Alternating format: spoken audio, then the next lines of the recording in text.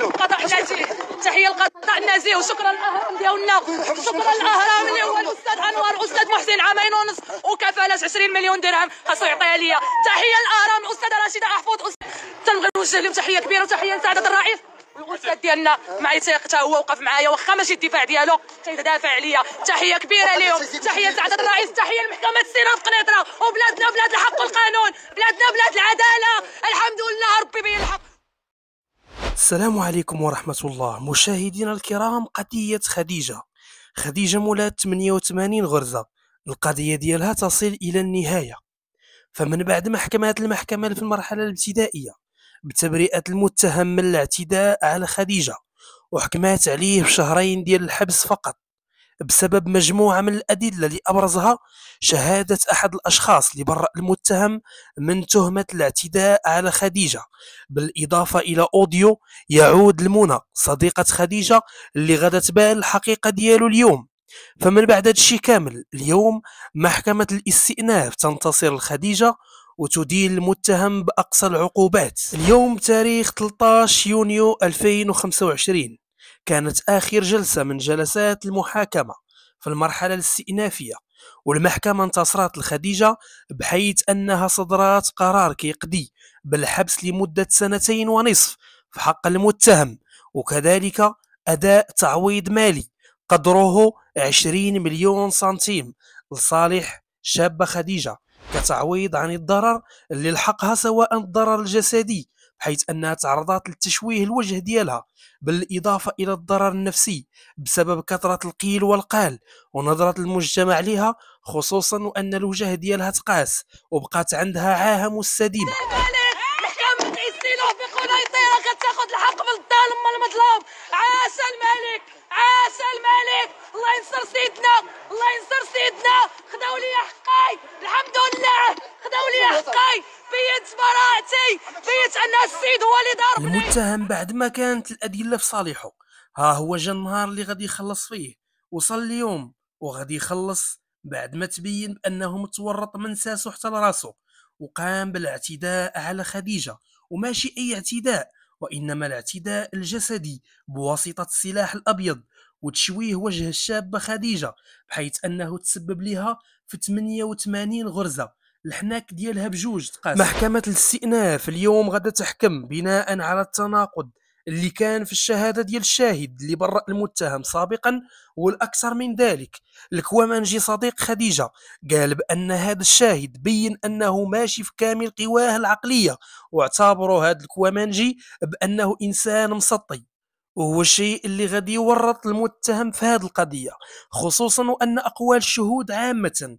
كانت متناقضة مع الأقوال ديال المتهم، وكانوا كذلك شهدوا بشي حاجة اللي ما شافوهاش، ما كانوش حاضرين في هذه الواقعة، وبالرغم من ذلك جاوا شهدوا، وهو الشيء اللي كيتعتبر شهادة ديال الزور اللي ادات لضياع الحقوق ديال الناس، الحق ديال خديجه اللي كانت غادي يمشي هباء منثورا. وبخصوص الاوديو ديال صديقه خديجه اللي الاسم ديالها منى، اللي قالت فيه بان خديجه هي اللي ضربات راسها، المحامي قال اليوم بانه بعد ما تم الاستماع لهذا الاوديو مرارا وتكرارا، تخيلوا ان الناس عاودوا هذا الاوديو، المحكمه مشكوره عاودات هذا الاوديو مرارا وتكرارا باش تبني القناعه ديالها. غادي تبين بان منى صاحبه خديجه كانت كتهضر تحت التهديد. يا سيدي قال لك بانه كانوا شي ناس كيقولوا ليها شنو تقولي وشنو تقولي، ولذلك هي اضطرات انها تقول هذا الشيء، واضطرات انها تشهد ضد خديجه وتقول بانها هي اللي ضربات راسها وماشي المتهم هو اللي ضربها.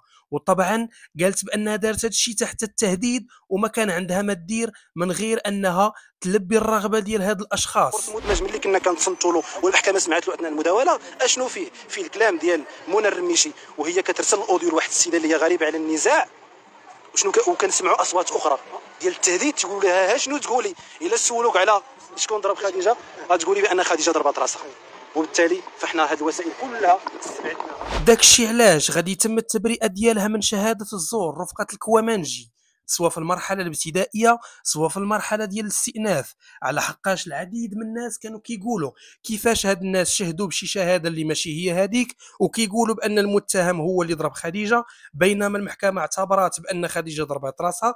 اذا علاش هاد الناس ما تحاكموش ولا ما تتابعوش بتهمه الشهاده ديال الزور. فاليوم تبين بان الشهاده ديالهم كانت صحيحه، وبان الاقوال ديال المتهم والاقوال ديال الشهود كانت متناقضه، وبان منى وهاد الكوامانجي ما كذبوش وانما قالوا الحقيقه. خديجه خرجات فرحانه وشكرات جميع الناس اللي تضامنوا معاها وامنوا بالقضيه ديالها، سواء الراي العام سواء المحامون سواء الجمعيات وما الى ذلك من الاشخاص اللي ما كذبوهاش وتاقوا بالقضيه ديالها.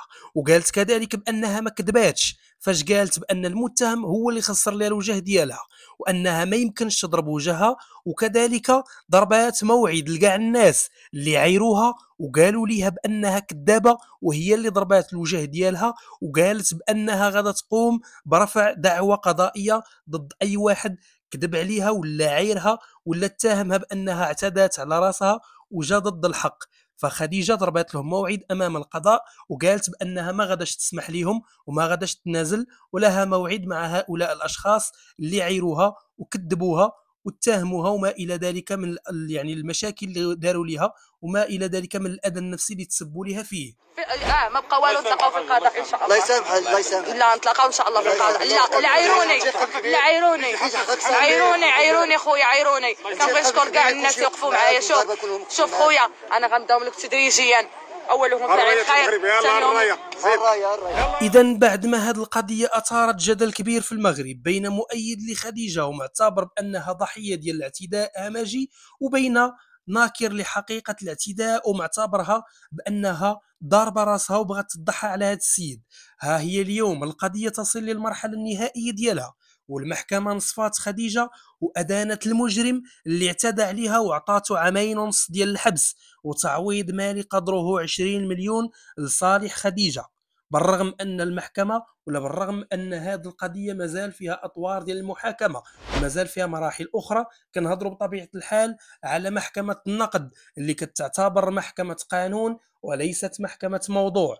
اذا لكم التعليق حول هذه القضيه، شنو الراي ديالكم في هذا الحكم؟ واش نصف خديجه ولا ما نصفهاش؟ وشنو الراي ديالكم عموما في القضيه ديال خديجه اللي تعرفات على مواقع التواصل الاجتماعي بخديجه مولات 88 غرزه؟ لكم التعليق ولدعم المحتوى الهادف ما تنساوش انكم تشتركوا في القناه وتفعلوا الزر ديال الجرس باش توصلوا بكاع الجديد ديالنا، وما تبخلوش علينا بلي لايك ديالكم والتعاليق ديالكم. والسلام عليكم ورحمه الله تعالى وبركاته. هي المحكمة تسيرها في قنيطرة، وبلادنا بلاد الحق والقانون، بلادنا بلاد العدالة. الحمد لله ربي بين الحق. وتحية لهذا الرئيس اللي خدا لي حقي، الله يرحم ليه الوالدين. تحية الأهرام وعباد الله اللي بغاو كل شي محامي ويدافع عليها. الأهرام تبارك الله، تخليو الأهرام أنا لا إله إلا الله. الحكم 2.5 عام 20 مليون. الحمد لله خديت حقي. خليونا